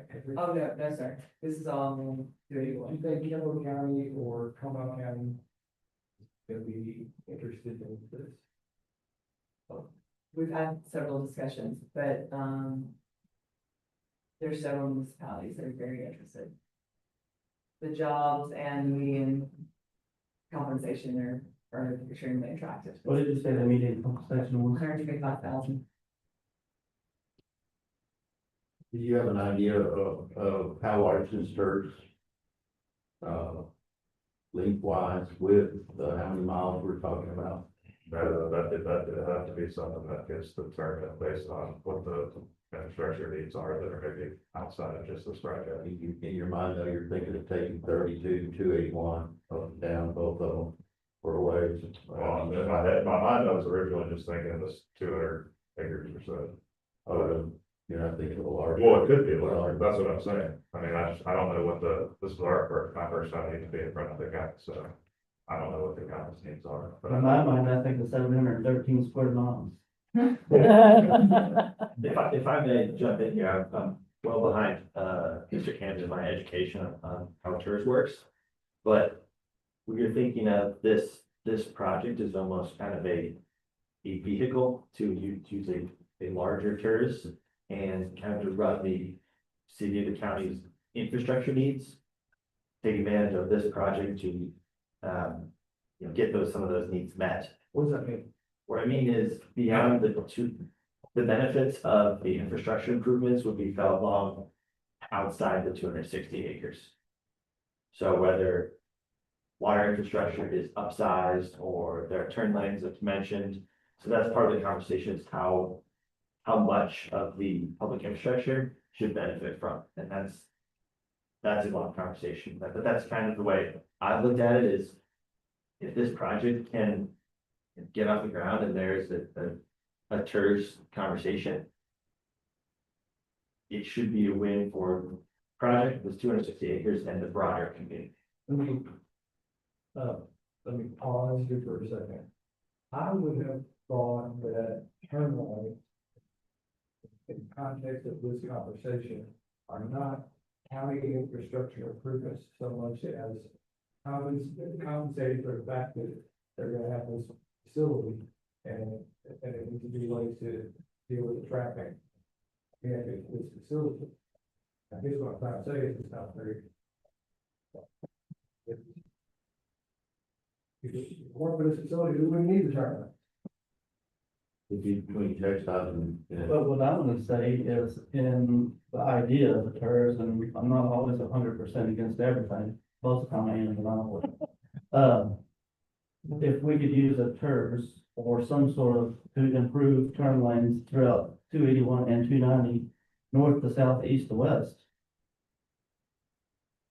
I'm interested in talking more about that, because I'm head-on collisions that could be prevented with having turn lanes. The other day, as we were passing and seeing motorcycles passing in the turn lane, we'll only have one, it's a super two, I guess they call it, one lane either way, the turn lane in the middle, and motorcycles are going around through the turn lane to pass the vehicle. That's not safe, right? So highway infrastructure is 281, 290 east, west, because data centers, they're gonna have to go west too. So your trucking is gonna be going east to west, north to south. So my infrastructure, state highways through Blanco County. Wouldn't textile have a seat this time to talk about that and It'll be an agreement between the county and TxDOT to develop that. these folks are planning on doing something right in the middle of possible spot where textile is going to put that loop right in the middle of, and that's got a traffic problem in itself. And then you add this in the middle of it. So I wonder why they're not part of the conversation. At this point, they should be part of the conversation. Are you asking about TxDOT? Yeah. We schedule a meeting with, commissioners week after next, Okay, and we're looking forward to so that. you haven't said what before, We planning. met local, but not with this at the state level. Okay. You're absolutely right. That's an early conversation. Yeah, I think part of it should already be done, I think. I mean, if you're looking at a regional area, then that's what we're doing with textile right now. City's doing it too. And, if you're gonna be a big part of that, it seems like you would be in that conversation. Yeah, we're having that scheduled. And Judge, you're absolutely right. There's respect to turn lanes. If not for this project, you need a turn lane, here. No, and that's typical, right? But I'm suggesting improvements outside of. There's this, recent development on the other side of I-35 with, in Blanco County, and it's called Cooperage. I didn't know what that was, but it's a railroad for the spirits industry, wine, distilleries, and they are,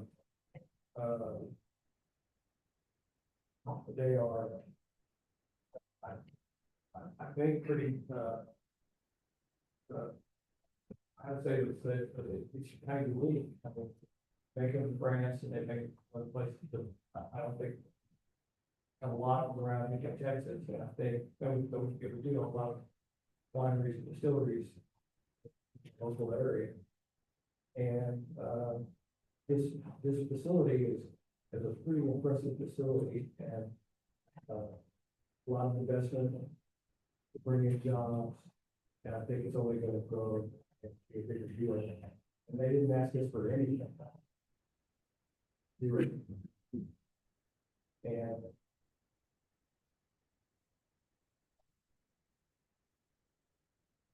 I'm just wondering, our tax base on that Cooperage, I hope they're as successful as they can possibly be. And our tax base on that Cooperage is intact. You know what I mean? Is it a multi-use site? Is that Cooperage a multi-use site? What do you mean by Is it more than just a industrial facility? our dedicated plant? It gives the county or local municipality a lot more power and say in what that land looks like, whether it is the park, whether it is emergency services, whether you may need some workforce housing at a later date, or if that's something that's important to the county. That TERS gives to y'all a vote on what happens on that land. And that's pre-decided before we would move forward in legal documentation as filed locally and with the state. And that gives you a lot more opportunity to figure out what that long-term plan is.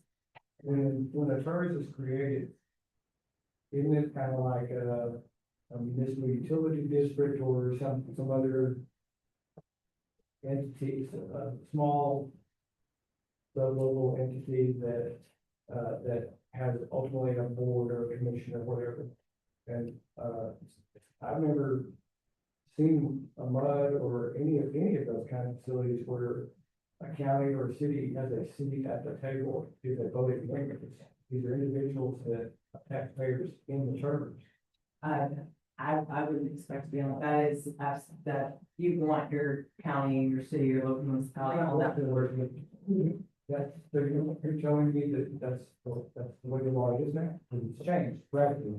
That TERS board is whomever the local municipality wants on there, and that finance plan is created with the municipality as their. If that zone's large enough to have other businesses on there, up and down 32, 281, would they be part of this tax base? Would they be asking for the same thing?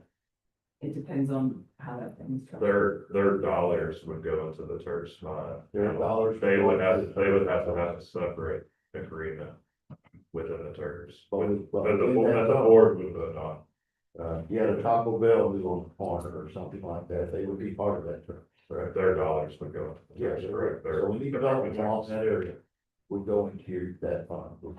Whatever percentage is agreed upon by the jurisdictions that participate in it. Right. So it's very common for the TERS to be 20 years, but you can have 3 taxing jurisdictions that initially enter into participation agreements and they buy out, but they might all do it at different percentages of the new tax revenue. And they may do it all in different terms. Like one jurisdiction might be done in 7 years, one might do it for 15. Would that be part of your strategy, is to have other members in there? I mean, what we talked to the city, they had to annex the site, those are the only 2 jurisdictions that would, city and the county, that would really look at that taxes that space right now. School districts can participate. Just talking about business. Businesses. Businesses within the terms. Yeah, I mean, we haven't looked at neighboring businesses. I mean, if that farm blew up after y'all created the church, then they would be part of it. Right, but it's only new tax increment. So anything that already exists that's paying taxes, they'd have to make an investment and expand their site. And those dollars would go in the TERS, their existing dollars would continue to go in the general funds. Like building a new building, right, and That's right. upper cabana or whatever that. Yeah, right. Any increment that the zone's created.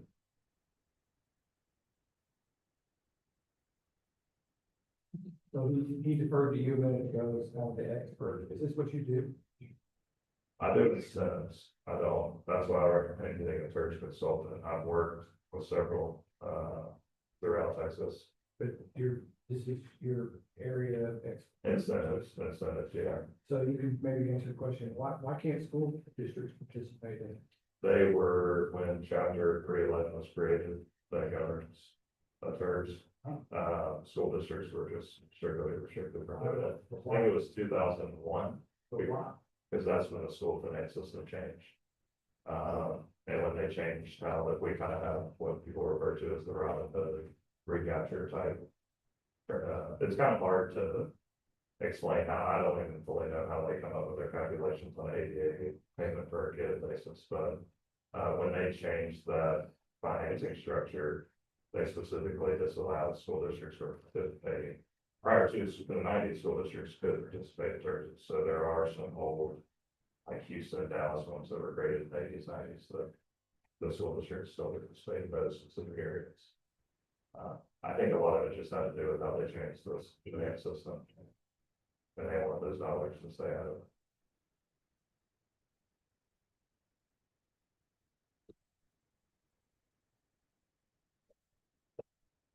Anything else?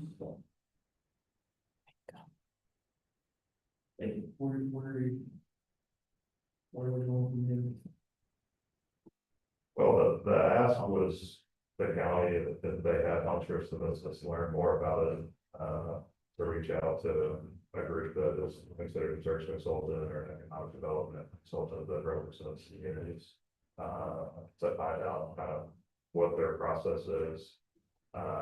Typically, they're about $25,000 to $30,000 to bring on board. That's something the developer would put in escrow, but a lot of times that's how it's done, to basically keep the municipality or county whole. If you don't move forward with the search, but just to learn more about it. Usually once you bring one on, they ask for an intake form.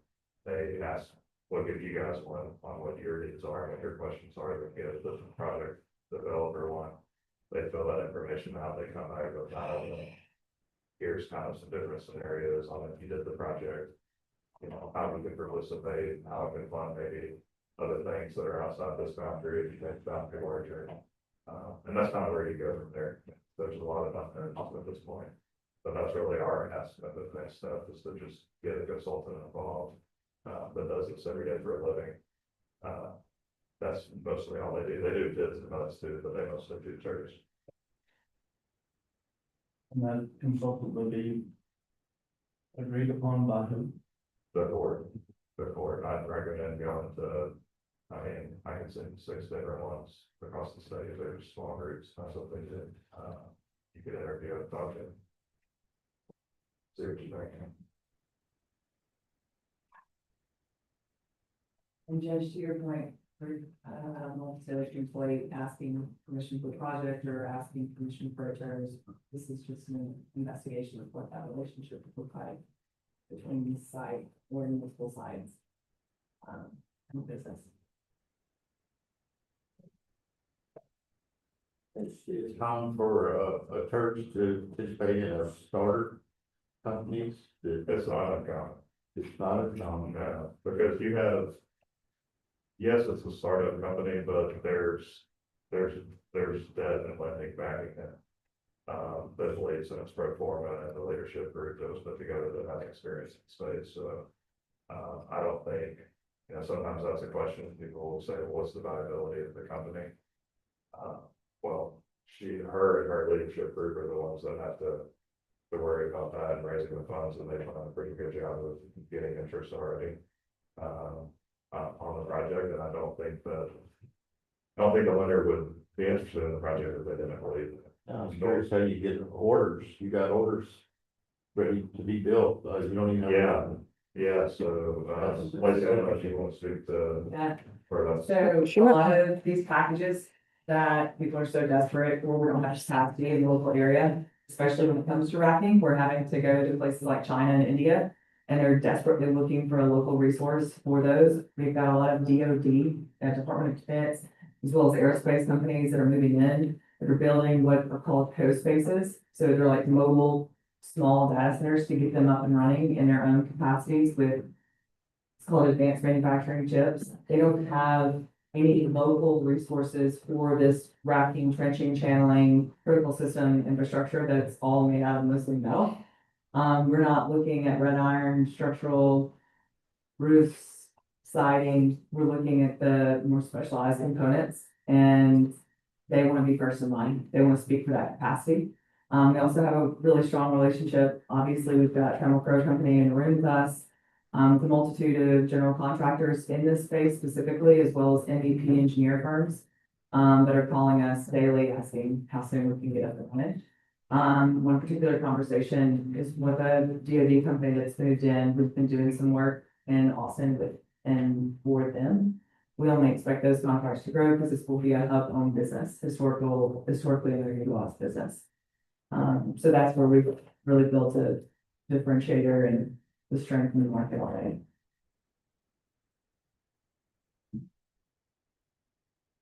How much? Is the proposed investment being? 140 million.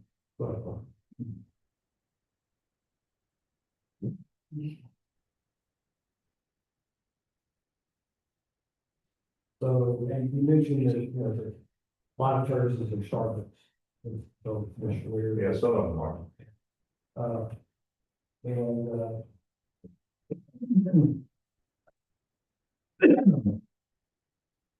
I don't want to stretch out to Frisco, but just San Antonio and Austin, Bear, Travis counties.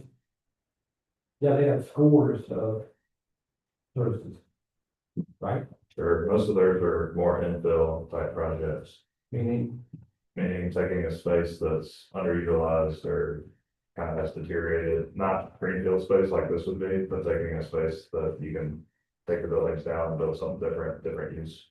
Urban renewal, Right, like there's some in East Austin that are residential, retail, commercial buildings.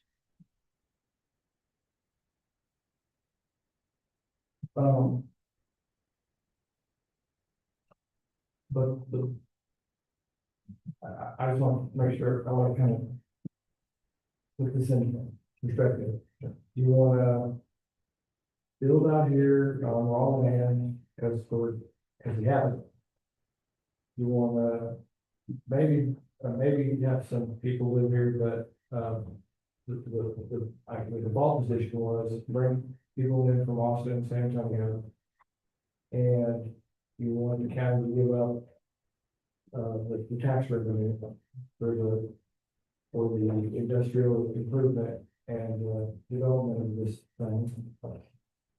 And we're basically gonna be on the same par with something that Travis County or Bear County will do, except that Travis County's revenue is 1.5 billion tax revenue per year. And our tax revenue isn't even, you can't even fractionize it, it's so small compared to that.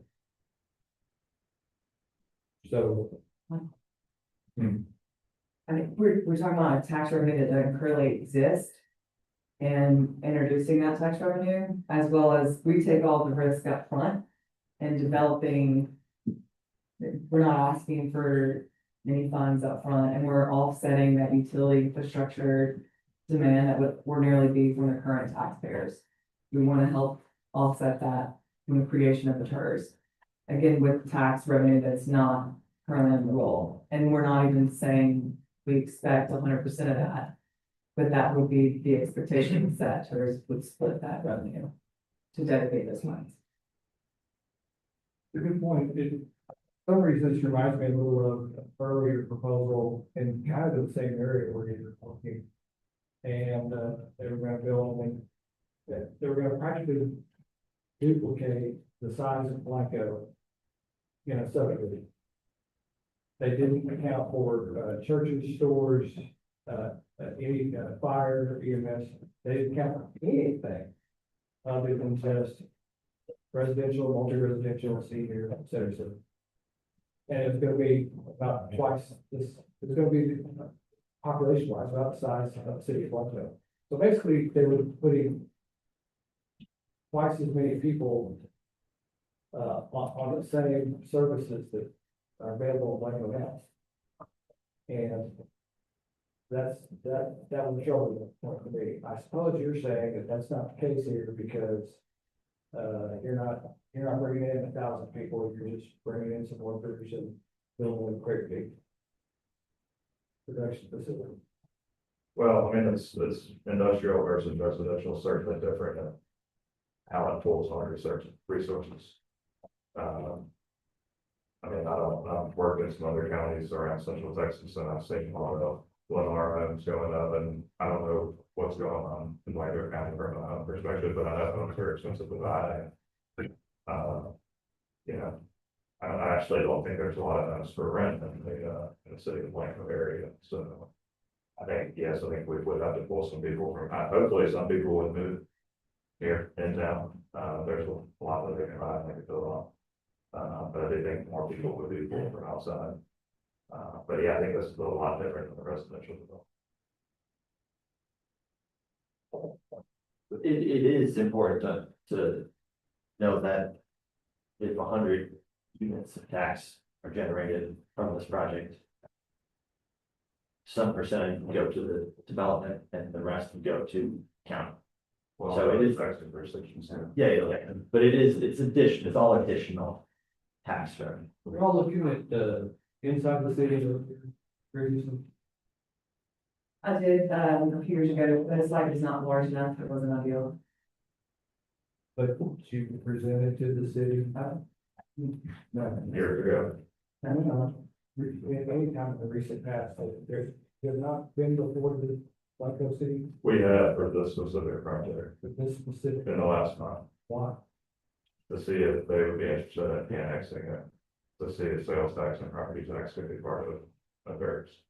The sales tax will be pretty significant, and right now it's outside the city limits.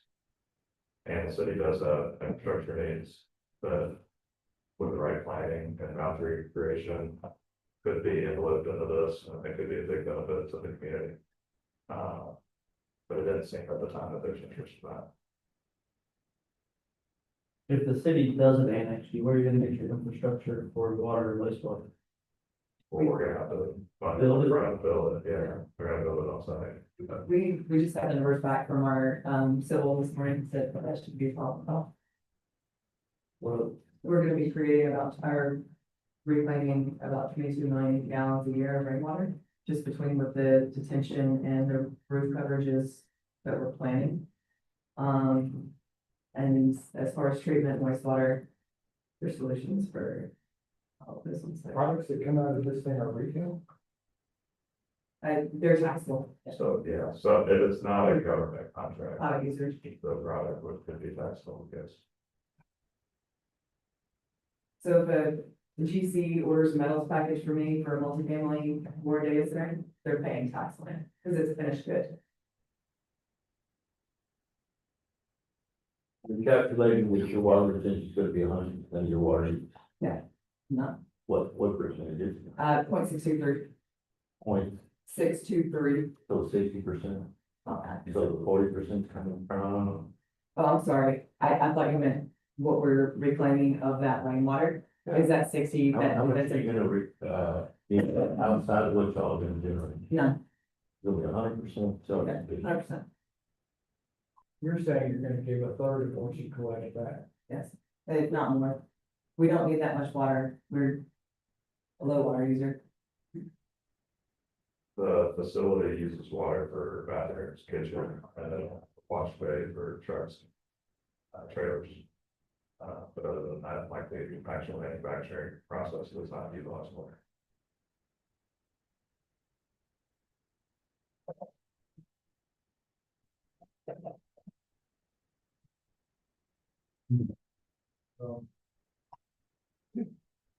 I guess, the commissioners, we don't really have, this is only been, listed on the agenda as a presentation. I suppose if, one of the five of us wants to go forward with your answer, which would be to engage a consultant for our side of the terms, then we'll put it on the agenda. Sure. Anything else? Did I say it right, or did you? Yes, sir. You did. Thank you. Thank you. Thank you, Rob. I have a question. Thank you. And if you don't know, I'm not, but Really, I mean, real quick. Do they own that number? we didn't have. With that, if you, anyone in the audience cares to stay, you may, because we will be entitled to, figure changes, but a commissioner's court will be in an executive session and court, second, be involved. On this day at, 11:59 a.m. Members, excuse me, the subject matters before this executive session will be, consultation with legal counsel on 551.07. Open meeting that. And return to review.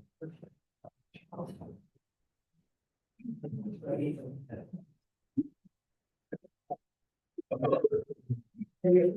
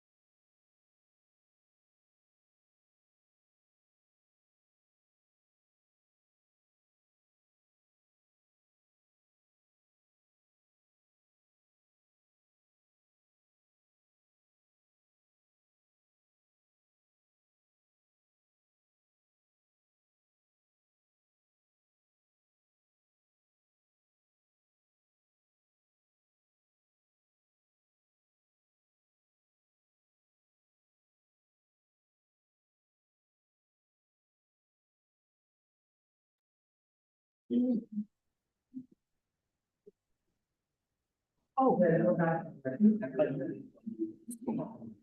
Chris, Yeah, okay.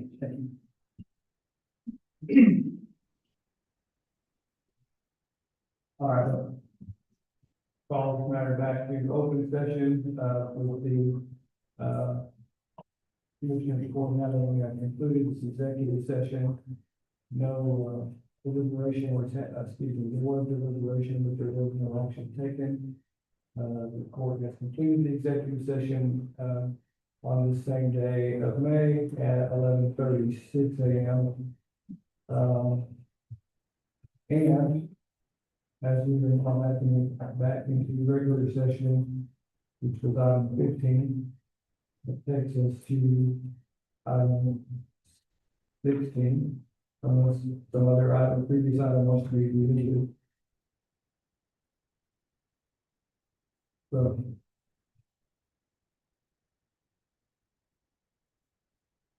Anyone?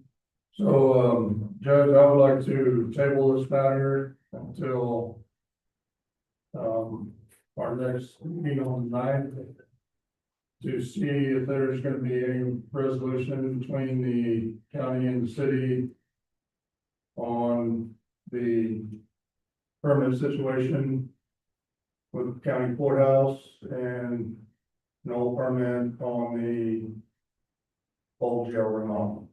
Is there a second? Second. Commissioner Beasley, no discussion.